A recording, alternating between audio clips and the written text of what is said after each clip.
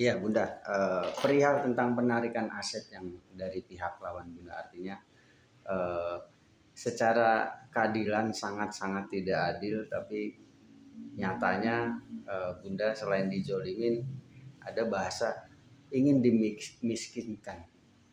Itu sih. Ya, ya, kita lihat bahwa pertama jelas sebelumnya sejak 30 tahun yang lalu saham saya tiap kali dicoba untuk diambil.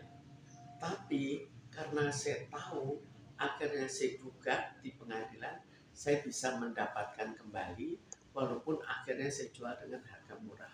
Jadi rugi tapi ya mereka tetap saja tidak berhasil mengambil. Lalu mulai tahun 2000 itu kan banyak teror. Saya diculik, walaupun penculikan itu akhirnya tidak berhasil, tapi penculik semua membuat pernyataan tertulis, baik di pengadilan maupun di notaris terhadap apa yang terjadi dan siapa memimpin. Mereka mengatakan ini dipimpin langsung oleh Purnomo dan jika sudah berhasil mengamankan saya, maka dioper ke tim berikutnya, tim yang profesional. Kira-kira apa? Kalau zaman dulu, zaman kira-kira tahun 2000, saya anggap tim profesional itu langsung pembunuhan, masukkan di laut, pakai benda berat, kemudian tidak akan terdeteksi, hanya jadi orang hilang. Itu yang dulu. Kemudian tiba-tiba karena sudah terlalu parah, saya minta untuk mundur sebagai pengurus. Yang terjadi secara diam-diam, saya kan minta dong mana surat mundur sebagai pengurus. Mereka tetap tidak memberikan. Tahu-tahunya yang terjadi adalah saham saya diambil semuanya. Setelah 12 tahun saya akhirnya terdeteksi. Tapi kenapa saya selama 12 tahun itu tidak berani meminta apa-apa? Bisa dibayangkan, penculikan, lalu laporan ke polisi, di mana saya langsung harus ditangkap dan dibawa sampai akhirnya proses penyidikan selesai. Kan paling sedikit ya 2 bulan mestinya. Jadi akhirnya saya memilih, udah ya kalau saya tanya, saya pikir siapa tahu tidak hilang.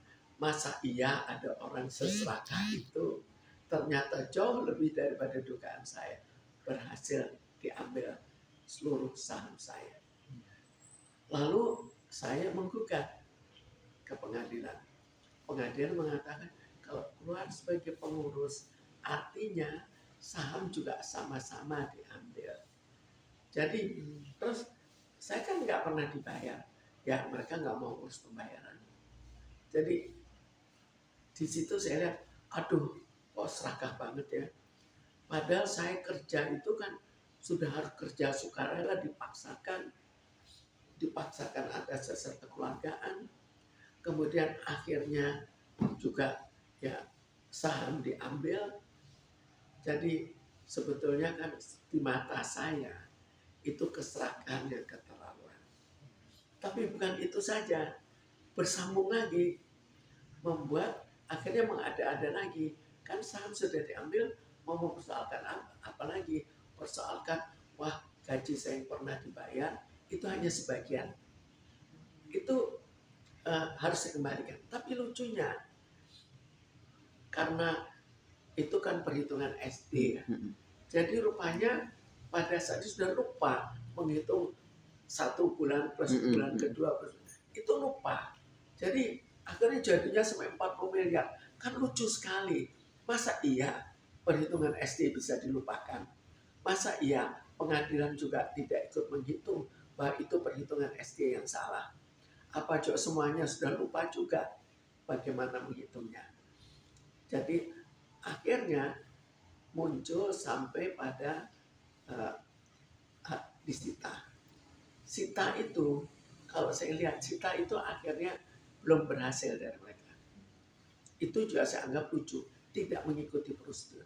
Sita ya sita saja sudah, ditulis disita pada tanggal sekian jam sekian, udah selesai.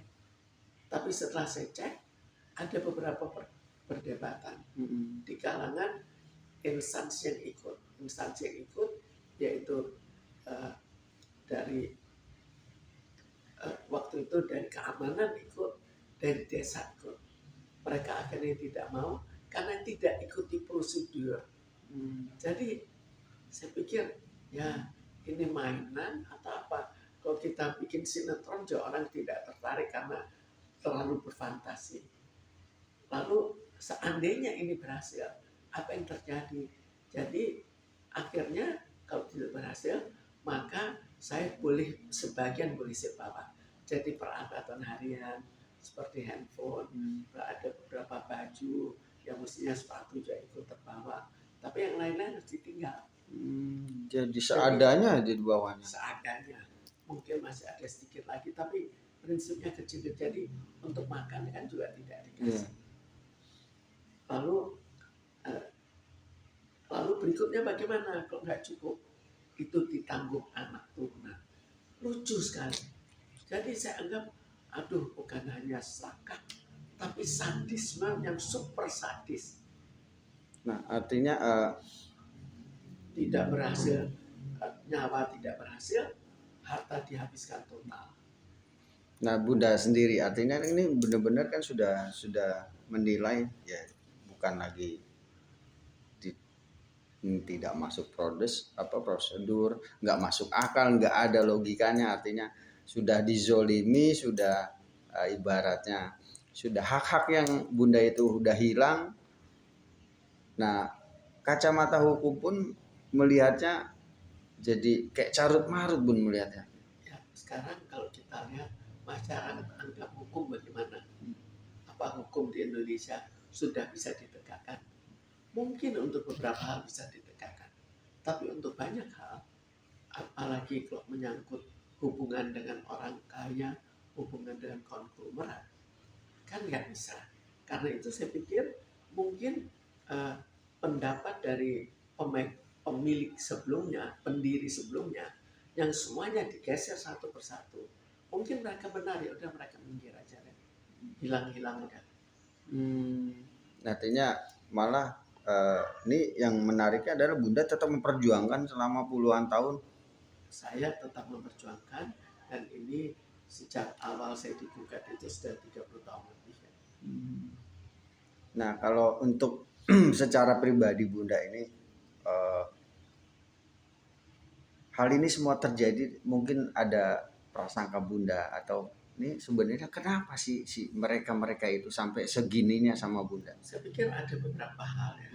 Jelas Purnomo dari dulu juga dia selalu kalah dalam pendidikan dengan saya.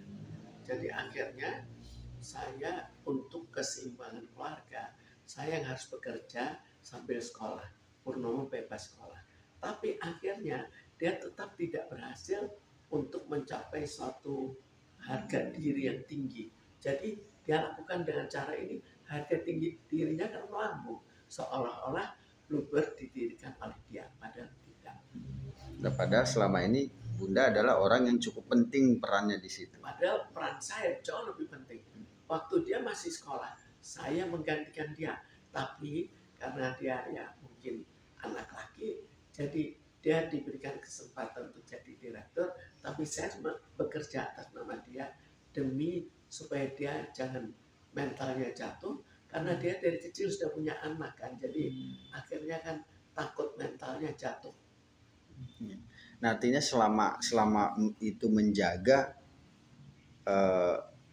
Bunda kayak semacam melihat dari pihak Purnomo secara pribadi itu ini saya dimanfaatin atau apa?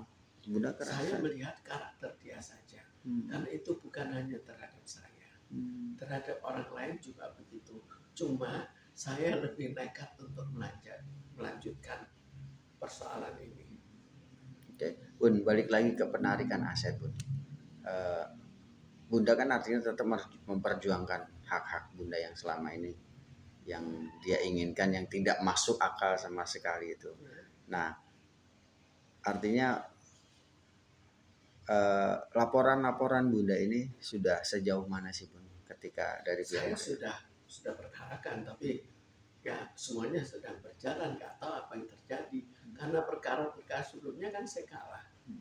Jadi kalau saya lihat ya, sebetulnya tidak semua hakim itu jelek. Saya pernah ada hakim yang akhirnya membela saya, itu ada. Jadi lalu ada lagi dalam persoalan masalah yang 140 miliar, itu panggilan untuk membayar 140 miliar pada hakim yang pertama kali setelah putusan itu tidak memanggil, kedua tidak memanggil, baru ketiga memanggil. Ada apa? Jarak waktu mereka kan setiap itu berapa tahun kan ganti ketua pengadilan, jadi artinya tidak semua ketua pengadilan negeri yang menyimpang, tapi ternyata sudah tiga kali ketua pengadilan, baru ketiga menyimpang, dan menyimpangnya sekalian jauh, sekalian menyimpang sampai anak turunan saya ikut membayar, sampai menyimpang sita jaminan, bukan sita eksekusi, tanpa ditentukan saja ini harus disita, ini harus itu, udah ditentukan saja. Berarti mereka yang menentukan. Mereka tanpa persetujuan saya, tapi mereka hanya menulis surat ini akan disita, dan saya diberikan waktu 1 hari kerja untuk mungkin untuk membantah untuk apa. Oke. Nah, selain itu ada tanggapan dari Bunda pribadi yang mendampingi atau lawyer Bunda pribadi. Sejauh apa sih perannya Bun di sini? Jadi susahnya semua lawyer sebetulnya saya nggak tahu susahnya atau apanya. Semua lawyer, dan bahkan ini yang off the record, karena bukan off the record tapi sulit karena saya tidak punya bukti ya. Tapi mereka mengatakan sudah tenang saja, nggak akan dimasalahkan. Dan betul, oleh ketua pengadilan negeri yang awal tidak dipermasalahkan, kedua tidak dipermasalahkan lagi. Jadi saya pikiran aman. Lawyer pun mengatakan nggak akanlah, mana ada sih perkara yang seaneh ini. Nah, tapi sampai dengan saat ini Bunda masih mempercayai pengacara tersebut atau memang Saya sekarang bukan mempercayai pengacara tersebut, tapi semua pengacara yang saya minta, mereka ini paling nanti nggak ada apa-apanya. Oh, jadi Bunda menilai kok kayak digampangin, Ya. padahal ini kasus bukan. Ya, jadi bukan digampangin orang lawyer, tapi mereka merasa heran bahwa kok bisa ada hal seperti ini, yang nggak masuk akal. nggak masuk akal, dan terbukti sekian tahun tidak diapa-apakan, padahal sudah 2 kali ganti ketua pengadilan negeri tetap tidak diapa-apakan. Nah, Bunda tetap berjuang sendiri, artinya tanpa didampingi lawyer. Saya berjuang dengan lawyer, hanya sebelumnya saya perlihatkan poin yang keterlaluannya, lawyer menambahkan lagi. Jadi sama-sama. Oke. Nah, untuk target kedepannya Bun, secara gregetan secara hukum nih Bun, apa Bunda akan? Saya tetap akan perjuangkan, belum tahu cara apa, karena masalah saya banyak sekali. Jadi nggak bisa saya hanya melihat dari satu, karena sebelumnya juga perkara saya di Karawang saja sudah 4 perkara itu, tapi karena itu saya tahu bahwa ada pengacara, 6 orang pengacara itu menurut orang dari kelurahannya, 6 orang pengacara dari India. Bagaimana mungkin pengacara dari India bertentangan dengan saya?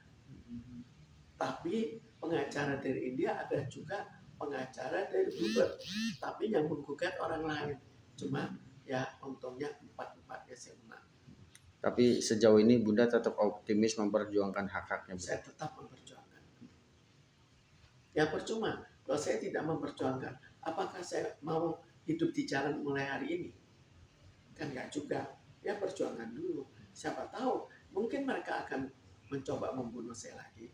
Tapi itu risiko lah.